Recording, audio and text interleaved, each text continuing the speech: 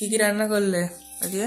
এই তো প্রথমে এই যে গরম গরম ধোয়া উঠছে ভাত, আর এই যে আলু টমেটো সেদ্ধ মাখবো পেঁয়াজ কাঁচা লঙ্কা লবণ দিয়ে, আর এই যে পুঁই মিচুড়ি ভাজা আলু পেঁয়াজ দিয়ে কাঁচা লঙ্কা দিয়ে, লাল লাল হয়েছে একদম। একটু পাকা ছিল কাঁচা ছিল।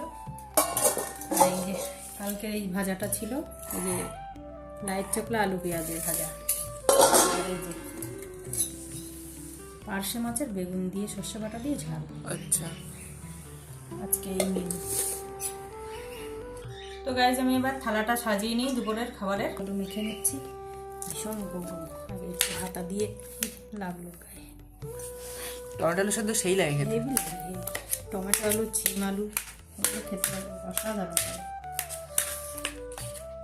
একটু ঠান্ডা না হলে তো মাখা যাবে না হাত দিয়ে।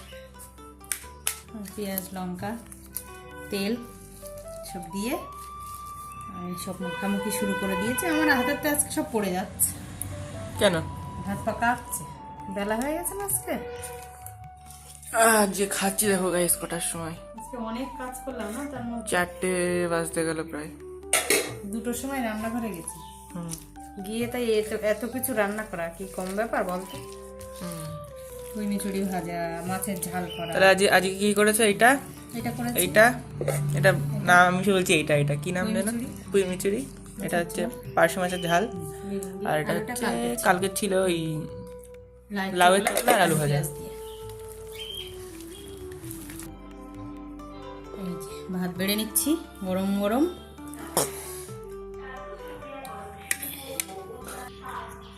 একটা কাঁচা লঙ্কা নিয়ে নিলাম, এই যে ভাজা নিয়ে নিলাম পুঁই মিচুড়ি ভাজা। এটা হচ্ছে পুঁই মিচুড়ি ভাজা। এই যে আলু মাখা নেব, মাছের ঝাল,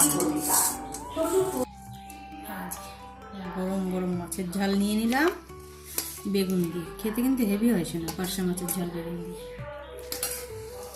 তো চলো এবার খাওয়া দাওয়া করা যাক।